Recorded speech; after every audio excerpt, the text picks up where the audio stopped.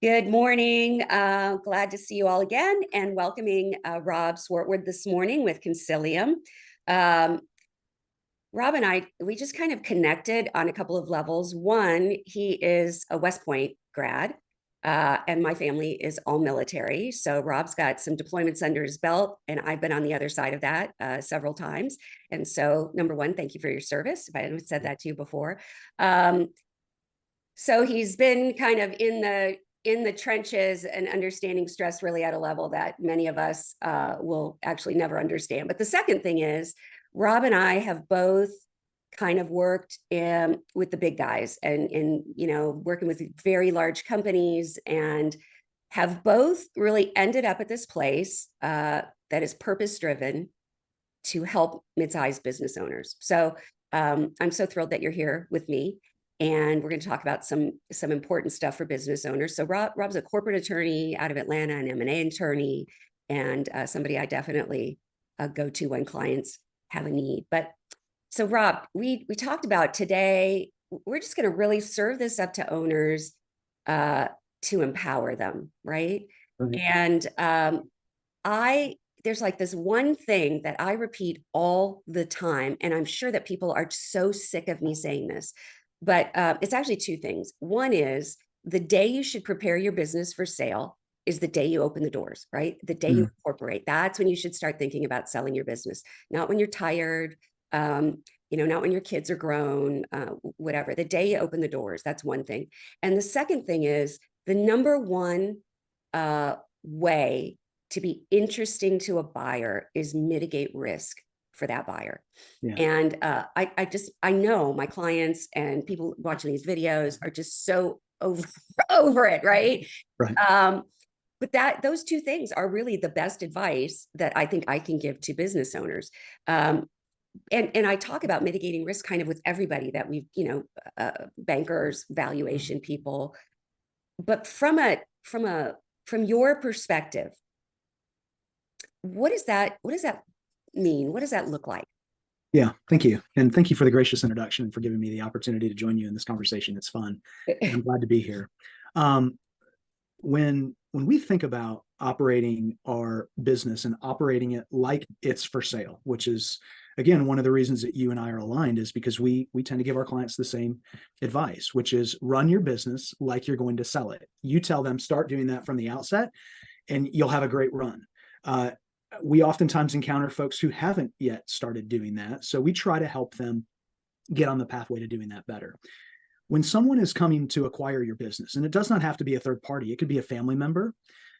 It could be someone looking to liquidate your business at the end of your business's life cycle, wherein you determine it's time to shut this down and we need to take over your contracts and your relationships or your assets. The big question in the mind of anybody who might come and acquire your business is this: what am I getting myself into? And risk is really what they're driving at. Financial risk is involved in running a business. Legal risk is involved in running a business. And then there's macro risk, the risk that comes from a potentially unstable political environment, macroeconomic factors that no individual business owner or even an industry can steer. We all are part of a larger system.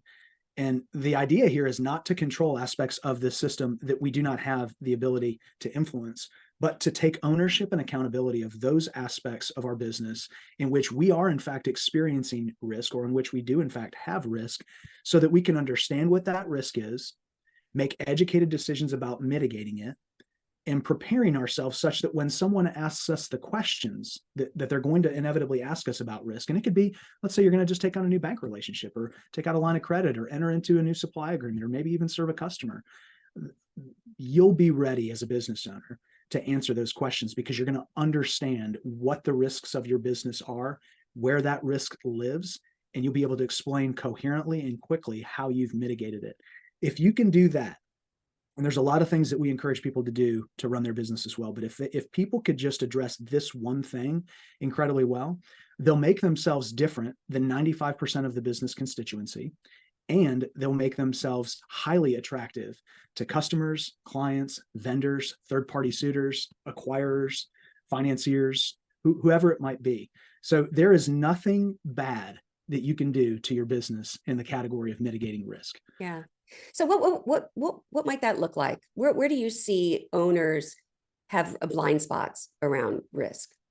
Yeah, we could talk, and it might be beneficial for us to come up with maybe a top 10 list of, hey, here's where risk lives in most businesses from a lawyer's perspective, and you would be well served to just take a peek in these things inside of your business. I think for purposes of this conversation, though, let's pan out just a little bit, and let's talk about 3 areas from a broader perspective that might give us the ability to just understand where risk is and how we start the process of dealing with it. I think the folks that we work with, and it's not unlike what you do in your work, the first thing we try to do, and we try to encourage others to do, is simply to get organized. In 2023, there are hundreds of things coming at business owners every day. We live in a very unstable time that's highly unpredictable. And none of us have a crystal ball and the ability to understand what tomorrow looks like. That represents an emotional landscape for most people that can feel overwhelming. In order to help people feel less overwhelmed and worry about all the different things that might be wrong with their business, it makes sense to us, and we try to encourage our clients to do this, to just take a look. And the best thing you can do to get yourself in a position where you can actually understand where risk in your business is to just get organized. So I'll offer this very simple tip. We encourage and require all the clients that we work with as general outside counsel, and certainly the companies that we're helping to prepare for a sale, to establish an electronic document repository. This is very simply a Dropbox account or a Box.com account. We help them create a folder system and infrastructure that helps them store information related to the things that we're talking about right now. A lot of folks are in business are good at being organized. Many more are not great at being organized. A lot of people manage their business from their email inbox or email folders. That's not incredibly secure, and it's not incredibly sustainable. Having one central location where all of your documents live, having complete copies of those documents, ensuring that those documents are signed, and when you don't have them, going to the other party and asking for a copy, is just a really important first step in understanding what risk is in your business. And if I can be super honest with you, that is actually one of the hardest steps, not because it's difficult to accomplish, but because many people feel disorganized and chaotic. And all I would tell you is, when you sit down and you hire somebody and you say, I'm going to get organized, what you're doing is taking ownership and accountability over something that was never really outside of the realm of your ability to control. It just got away from you, and you're worried that it got away from you in a way that is presently unrecoverable. And I think what I would say is, it's never unrecoverable. Well, These it's things, interesting. yeah, go ahead. I was going to say, what's funny is I'm listening to you say this, and my instinct is, well, that's a tiny business problem. And yet I'm working with a $50 million company right now. That's part of kind of what we're talking about. So it's not like the CEO is the person that is wrangling all of this stuff, but they need to be the one driving this conversation around, where are all of our client agreements? Where are our supplier agreements? And then some personal things, Rob, that I met with some people recently. Oh, I think I might have said this in a different video, but I met with some people recently. They were kind of too small and too early on for us to work with. But one of the things I asked them was, do you have the right insurance on each other? Do you have a partner agreement? And do you have the right insurance? And they kind of looked at me, and I said, well, something happens to you, do you want to work with his wife? Right. That's what's going to happen. That's right. And it wasn't 4 weeks later that one of them had a heart attack. And so now there's this huge mess that has to get dealt with over something that really wasn't that complicated to do. Right. It was just about the owners getting organized, right? Yes. And that's one of those horrible stories of that, which I'm sure there are a ton of other ones. But so yeah, supplier contracts, insurance, client contracts. Do you know where they are? That's right. Do you know what they say? Right. Licenses and permits. Most businesses know where their financial data lives. They can put their hands on their financial statements. But what do your credit documents say? What is pledged as collateral? How is your business financed? Who owns what? Um, Rarely do we encounter a business owner that understands with absolute certainty all of the documents that they are a party to, let alone what those documents say. And I think that's a good segue, maybe even into the next point.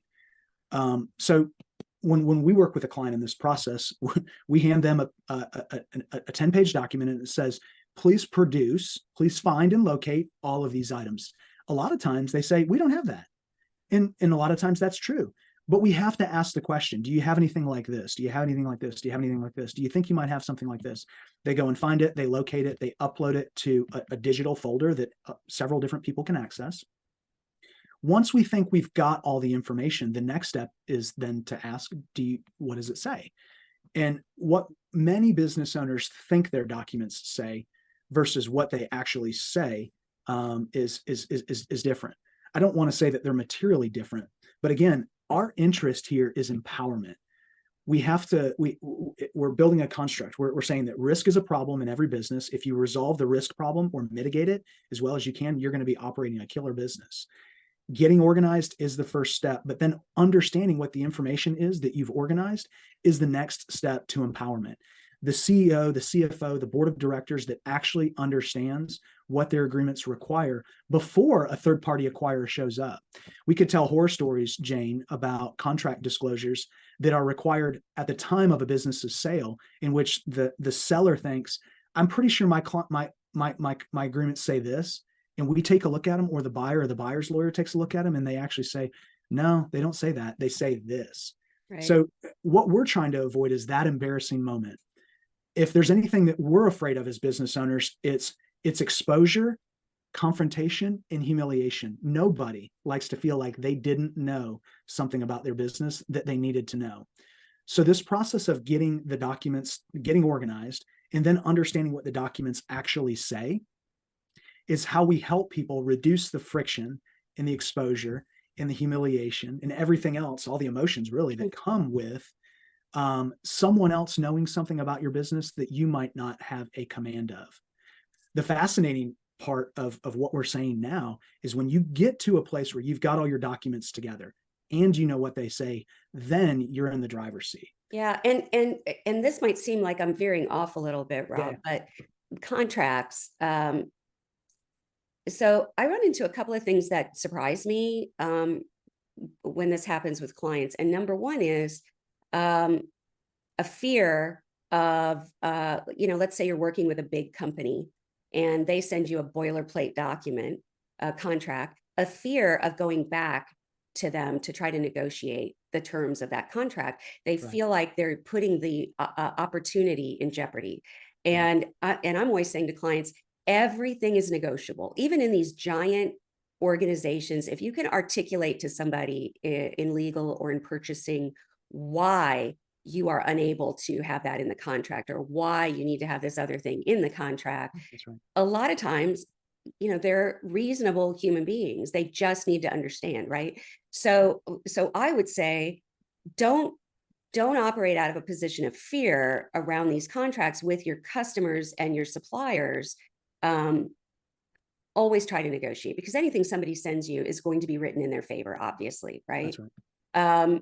So always do that. And then the second thing is, I've seen a couple of clients recently that they let the customer write the contract and send it. Like the customer's the first one, right? Right. And I say to them, no, you want to be the first one. Make them negotiate on your contract. You don't want to be starting with their contract. That's right. And so, spend the money to have your attorney draw up a boilerplate terms and conditions for you, or a boilerplate contract that you want to start with, so that you're in the driver's seat with these contracts with customers.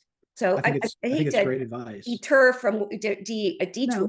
I mean, from what you're saying. But let's camp out on that for just a quick second. A lot of people believe that contracts are formalities. And what I would tell you is, if you are working with a large company on the other side of a contract, it is not simply a formality. What I tell people all the time is this: I understand that contracts feel like an inconvenience, but you are making a contract when you have a conversation with somebody and you shake hands, or when you exchange email with somebody and you agree that this is what you're going to do together, when you submit a purchase order and that purchase order is accepted by the other side, when an invoice is circulated and that invoice is received, those are all contracts. And some of those are written, but a lot of those are not written. When dealing in, depending upon the size of whatever it is you're dealing with, what I tell people all the time is don't trust what people say, trust what they're willing to document. And whatever it is that they document is what you better believe to be the case. It is not uncommon for somebody who works in sales inside the organization to sell the solution, to make the presentation, to talk about how their product or their service is the ideal match for the thing that the client or the customer needs. It is also very common for someone other than the salesperson to have drafted the agreement that will actually put those parties into a relationship together. I totally understand this. We work with a lot of companies and we do contract review for them. It's for most people, it doesn't sound sexy. It doesn't even sound fun. But it adds a tremendous amount of value because what it does is it empowers the business owner to understand exactly what it is they're signing up for. And as you note, when and where it's appropriate, it allows a third party who has an objective viewpoint on the relationship or on the terms to say, that's not typically how we see this done. Yeah. You can ask for this. They should not be asking for that. You can push them on this. They have leverage on that.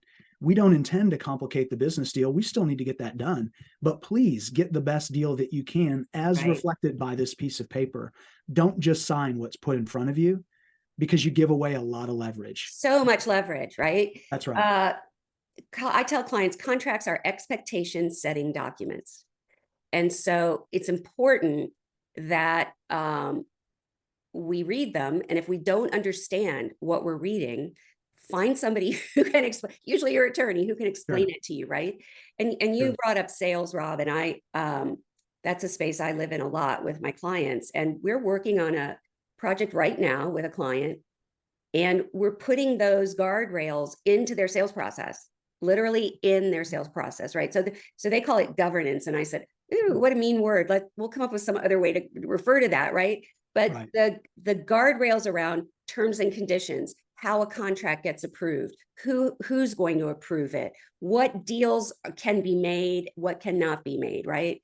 Those guardrails are all being put right into the sales process, because too often before, salespeople ran rampant, creating agreements with clients that were not cost a lot of margin to the organization, right? So I love salespeople. I am a salesperson, but the knee-jerk posture of a salesperson is to want to close the deal no matter what, right? And so it's the responsibility of the organization to put guardrails around that. So that I think that's right. I think the exclamation point that I'd like to put on this part of the conversation is to say this, and this is a sad reality. This is not something that any attorney that I know celebrates, but here's what's true. Companies will spend money hiring lawyers to help them document their business well. The failure to do that will also cost them money. Oftentimes, the money that's expended to fix an arrangement that was not documented well is 5 to 10 times what it would have cost them to document it well from the outset. So please hear me with compassion when I say I get it.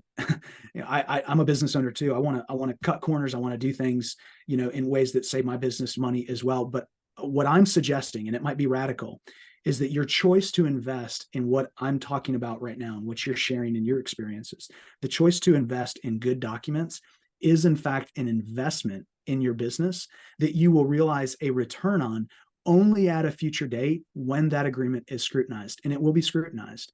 If you are operating a business for sale, or you are operating a business that you will someday transition out of, and let's be honest, nobody gets to stay in their business forever. Everybody will transition from their business, whether it be for circumstances that they can control or circumstances that they can't control. So there is an end date in mind for all of this. And what you want in that final accounting is a return on the investment that you made in your documents, in your business, such that when you get to that place of realizing that return, it's beneficial and it's not costly. And we've been talking about client contracts, supplier contracts, but the agreements you make with your employees are equally important. So if I was going to come in and look at, do you have an HR handbook?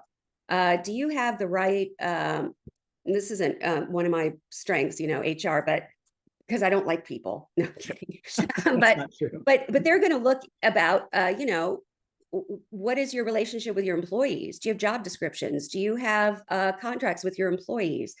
All of that is part of what should be in this repository, not just client contracts and supplier contracts. So, I mean, there's a breadth of That's right. documents like this. And I do think, and I hate to say that, I'm sometimes the same way with my own attorney and my own accountant, is like, those are two people that hourly rate or whatever. I just like, I hate those phone calls. Yep. And it's just, and they're fabulous people. So it's just kind of this weird bias about these kinds of roles that you're probably fighting against every day, Rob, with the actual value that you are bringing to an organization, but an owner just doesn't want to call the lawyer, right? Yeah, that's right. And those are two advisors that truly can save you so much money and so much headache in your business.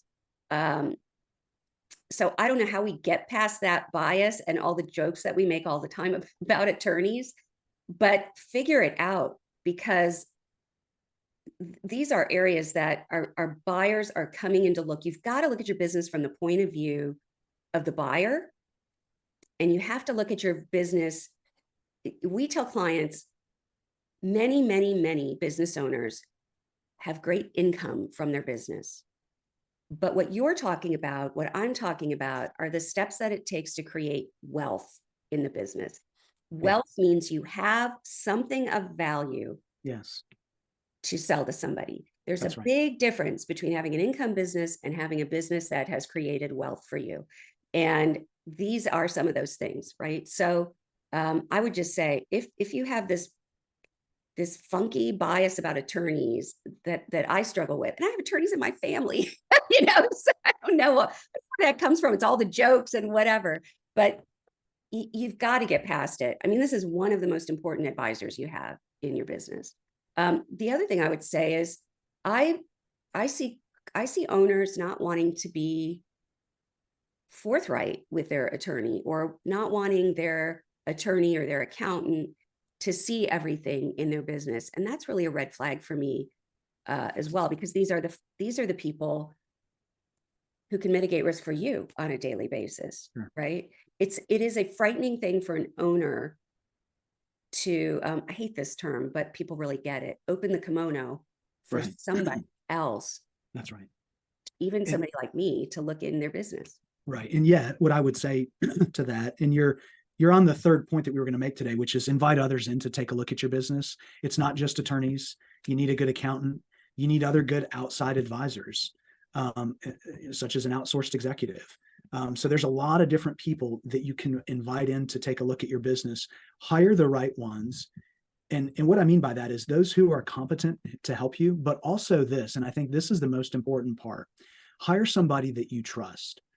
If you are not working with somebody who makes you feel more comfortable for telling you, for telling them information, then shames you for the information that you tell them, then you're not working with the right advisor. It's very uncomfortable for all of us to reveal things that we know aren't quite right where we want them to be. But once we get past the emotion of that experience, if we are working with an advisor that we can truly trust, they're not going to humiliate us. What they're going to do is listen, and they're going to say, okay, well, thank you for letting me know. With that data and that information, I can now advise you in this way. It doesn't mean that whatever you've done goes away. It doesn't mean that whatever you've not done or neglected is okay. It just means we're all operating from the same perspective, and this is a safe place. I'm on your side. You can trust me, because here's what we know is true.